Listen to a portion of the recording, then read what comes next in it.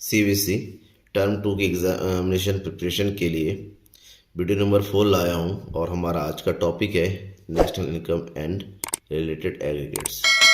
National income क्या होता है, उसके रिलेटेड कॉन्सेप्ट्स क्या है, रिलेटेड एग्रीगेट्स क्या है, वही हम इस पूरे वीडियो में पढ़ेंगे और समझेंगे, क्योंकि एग्ज़ाम के लिए नेशनल इनकम बहुत ही ज़्यादा इम्पोर्टेंट टॉपिक है। चलिए हम शुरू करते हैं। और हाँ, चैनल को सब्सक्राइब नहीं किया है तो ज़रूर कर दीजिए, आपके एग्ज़ाम की प्रिपरेशन के लिए बहुत ही सही रहेगा और लगातार वीडियो मिलता रहेगा। सबसे पहले बात करेंगे नेशनल इनकम होता क्या, what do you mean by national income. It is defined as the sum total of factor incomes occurring the normal residents of a country within the domestic territory and from rest of the world। क्या है ये national income? ये national income है किसी एक domestic territory के अंदर जितने भी नॉर्मल रेजिडेंट होते हैं और नॉर्मल रेजिडेंट जो भी फैक्टर इनकम अर्न करते हैं उनका सम टोटल होता है। ठीक है, यानी कि एक देश की डोमेस्टिक टेरिटरी, जिसको बोलते हैं घरेलू सीमा, डोमेस्टिक टेरिटरी में जितने भी नॉर्मल रेजिडेंट रहते हैं उन सब लोग जितने भी फैक्टर इनकम को, और factor income means, factor income का मतलब होता है फैक्टर से मिलने वाला इनकम, जस्ट लाइक लैंड से मिल गया रेंट, ठीक, कैपिटल से मिल गया इंटरेस्ट, जो लेबर से उनको मिल गया वेजेस, इन सब का टोटल किया जाता है। साथ ही साथ उसमें रेस्ट ऑफ द वर्ल्ड से मिलने वाला नेट फैक्टर इनकम भी ऐड कर देते हैं। तो ये इसमें कुछ वर्ड्स है, उसको भी समझना पड़ेगा कि नॉर्मल रेजिडेंट होता है क्या है, ठीक है, डोमेस्टिक टेरिटरी होता है क्या है, इसको समझ लेते हैं। सबसे पहले नॉर्मल रेजिडेंट। नॉर्मल रेजिडेंट क्या है? A resident or normal resident is said to be a person or institution who ordinarily resides in a country and whose center of economic interest lies in the country। एक ऐसा आदमी जो किसी भी country में normally रह रहा हो या उसका पूरा इकोनॉमिक इंटरेस्ट उस कंट्री से जुड़ा हुआ हो। For example, India working in foreign embassies in India, ठीक है, जो इंडिया के जो लोग हैं फॉरेन एम्बेसी में, जो इंडिया की फॉरेन एम्बेसी है वहाँ पर जो काम करने वाले लोग हैं या फॉरेन कंपनी में काम करने वाले लोग इंडियन ही हैं और वहाँ रह के काम कर रहे हैं, तो वो सब भी आपका नॉर्मल रेजिडेंट ही कहलाएंगे। इंडिया में जो रह रहे वो तो है ही है, लेकिन कुछ इंडियंस बाहर भी रहते हैं, वो अपनी नेशनलिटी नहीं खोते हैं, वो इंडिया के बस काम करने के पर्पज़ से, घूमने के पर्पज़ से बाहर गए हुए हैं, एम्बेसी में रहते हैं, जो फॉरेन कंपनीज में काम करते हुए होते हैं, तो उनको हम नॉर्मल रेजिडेंट कहते हैं। तो यहाँ पर एक वर्ड आया है सेंटर ऑफ इकोनॉमिक इंटरेस्ट, जो हमने whose centre of economic interest. Economic interest का मतलब क्या होता है? इकोनॉमिक इंटरेस्ट का मतलब होता है the resident lives and located within the domestic territory.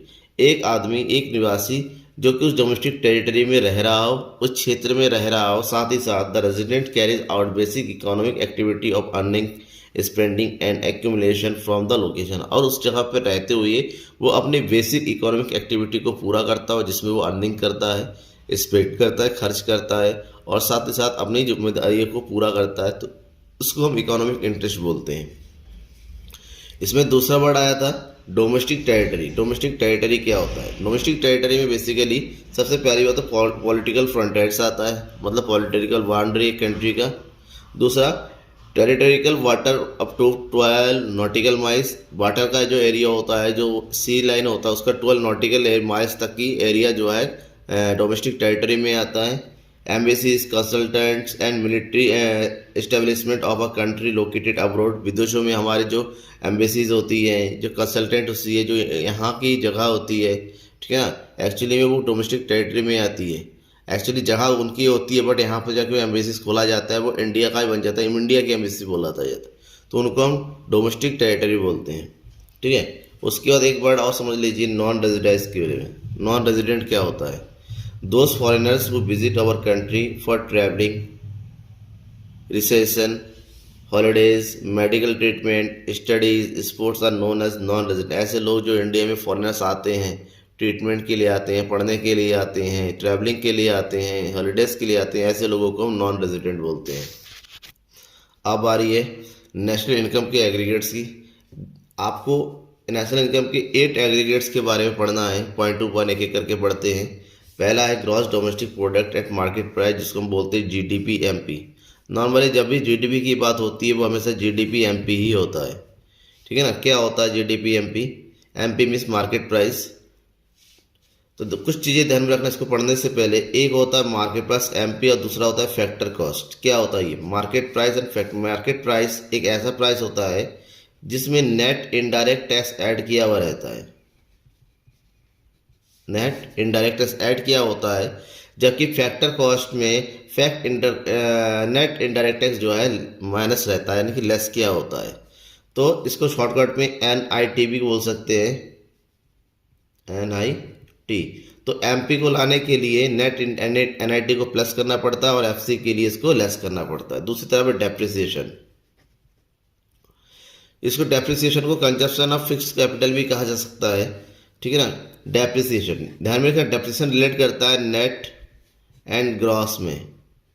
Gross में डेप्रिसिएशन को ऐड किया जाता है, ऐड किया हुआ रहता है, जबकि नेट कैलकुलेट करते हैं तो उसमें से वही लेस होता है। एक चीज और है domestic and national. Domestic and national, domestic का मतलब जो केवल डोमेस्टिक टेरिटरी के अंदर होता है, नेशनल जहाँ पर हम फॉरेन से आने वाले जो है नेट इनकम को भी ऐड करते हैं। इसका मतलब डोमेस्टिक और नेशनल में एक ही चीज़ फर्क होता है, NFIA, net factor income from abroad. Domestic में वो लेस रहता है और नेशनल इनकम में उसको ऐड करना पड़ता है। इन तीन कॉन्सेप्ट को ध्यान में रखेंगे तो आपका ये 8 के 8 एग्रीगेट समझ में आ जाएगा। सबसे पहले GDP MP, it is the market value of the final goods and services produced during a year within a domestic territory of a country। एक कंट्री के डोमेस्टिक टेरिटरी में जितने भी फाइनल गुड्स एंड सर्विसेज का production होता है उनका market price जो होता है, मार्केट प्राइस के सम टोटल को GDP MP बोलते हैं। इसमें डेप्रिसिएशन इंक्लूड रहता है, ठीक है। दूसरा है net domestic product at market price, NDP MP। Net आ गया दोनों में, इसमें ग्रॉस डोमेस्टिक प्रोडक्ट था, ये नेट डोमेस्टिक प्रोडक्ट था। तो अंतर क्या है? It is the market value of final goods and services produce within the domestic territory of a country during a year exclusive of depreciation. Same वही है, किसी भी कंट्री के डोमेस्टिक टेरिटरी में जितनी फाइनल गुड्स एंड सर्विसेज का production होता है उनके मार्केट प्राइस का सम टोटल होता है, बस इसमें डेप्रिसिएशन शामिल नहीं रहता है, यानी कि इसमें डेप्रिसिएशन को लेस कर दिया जाता है। That means NDP MP equal to GDP MP minus depreciation. ध्यान में रखिएगा डेप्रिसिएशन का मतलब कंजप्शन ऑफ फिक्स्ड कैपिटल भी होता है। Third, gross national product at market price, GNP MP। It is the market value of the final goods and services produce in the economy during a year adjusted for net factor income from abroad. देखिए सारे depreciation लगभग मिलती जुलती है, बस difference depreciation का होगा या नेट इनडायरेक्ट टैक्स का होगा या फिर net factor income from abroad का होगा। अब इसमें क्या है, ये है आपका GNP MP, gross national product at market price. किसी भी डोमेस्टिक टेरिटरी में जितना भी फाइनल गुड्स एंड सर्विस का प्रोडक्शन उनका मार्केट प्राइस प्लस उसमें net factor income from abroad भी ऐड हो जाता है। दैट मीन्स GDP MP में net factor income from abroad add कर देंगे तो GNP MP मिल जाएगा।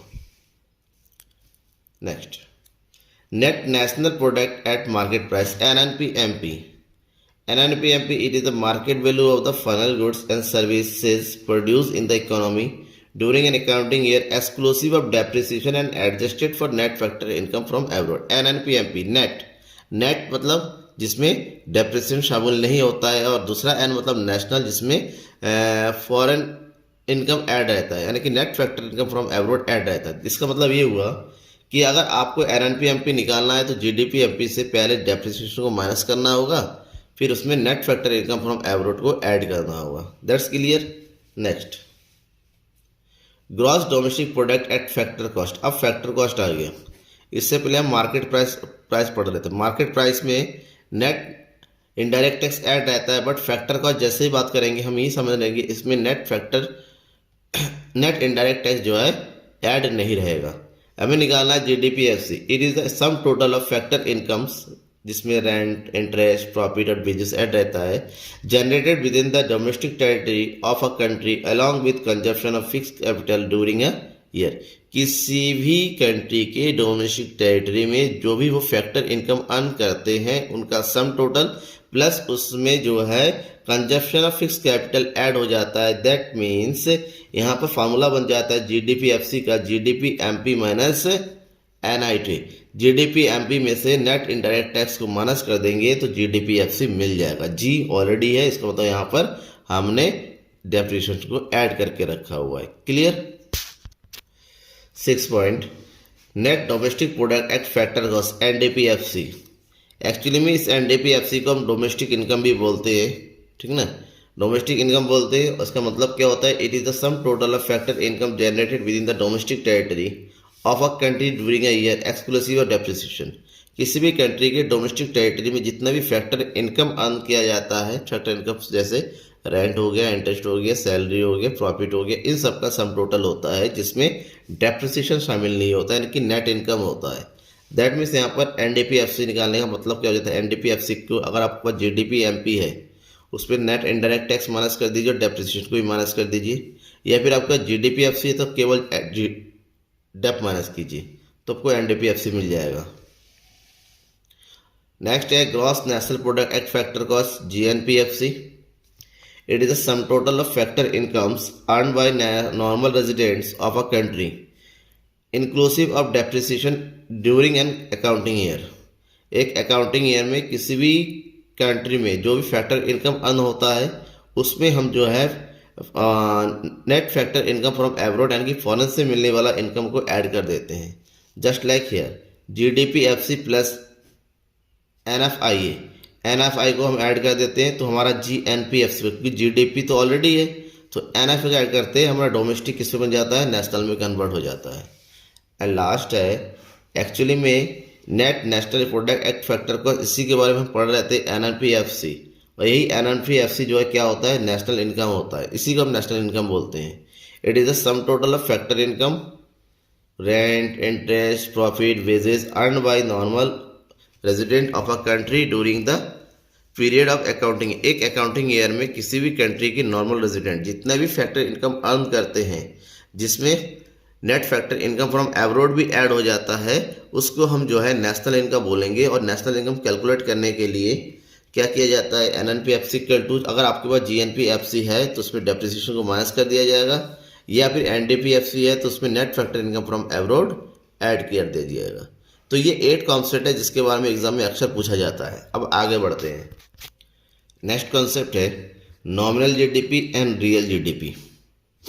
तो नॉमिनल जीडीपी क्या होता है, it refers to market value of the final goods and services produced within the domestic territory of a country during a financial year as estimated using the current year price. को ध्यान में रखना है कि normal तो भाई सब चीज़ें एक डोमेस्टिक टेरिटरी के अंदर जितने भी गुड्स एंड सर्विसेज का प्रोडक्शन होता है उसका मार्केट वैल्यू का सम टोटल जो है जीडीपी होता है।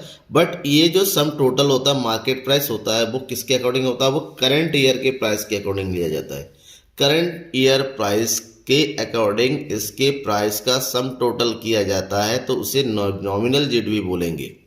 It is also called GDP at current price और मॉनेटरी जीडीपी, जिसका फार्मूला होता है, अगर रियल जीडीपी दे रखा है then nominal GDP equal to real GDP multiply by price index upon 100। इस फार्मूले को नोट करेंगे क्योंकि कन्वर्जन आता है रियल से नॉमिनल या नॉमिनल से रियल। दूसरी तरफ है रियल जीडीपी, सेम वही सब कुछ। It refer to market value of final goods and services produce within the domestic territory of a country during the financial year. बस अंतर क्या है, यहाँ पर जो है नॉमिनल जीडीपी में करंट ईयर की प्राइस के अकॉर्डिंग जो है यहाँ पर वैल्यू मेजर किया जाता है, बट रियल जीडीपी में it as estimated using the base year price.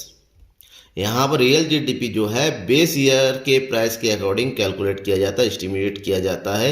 It is called GDP at constant price.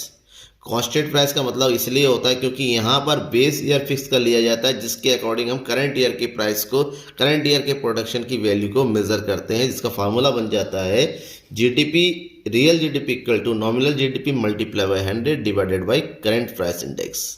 ठीक है, तो आपको ध्यान में ये रखना है कि नॉमिनल और रियल में क्या डिफरेंस है। बेसिक सा डिफरेंस है, नॉमिनल जीडीपी जो है करंट ईयर प्राइस के अकॉर्डिंग कैलकुलेट किया जाता है, जबकि रियल जीडीपी जो है वो बेस ईयर के प्राइस के अकॉर्डिंग कैलकुलेट किया जाता है। इसी में एक रियल जीडीपी और नॉमिनल जीडीपी से एक नया टॉपिक बन जाता है जीडीपी डिफ्लेटर। क्या होता है, it is a ratio of nominal GDP and real GDP. Nominal और रियल के बीच का ये रेशियो होता है जीडीपी डिफ्लेशन। इसका मतलब हुआ it measures average price changes to all goods and services that add up to GDP.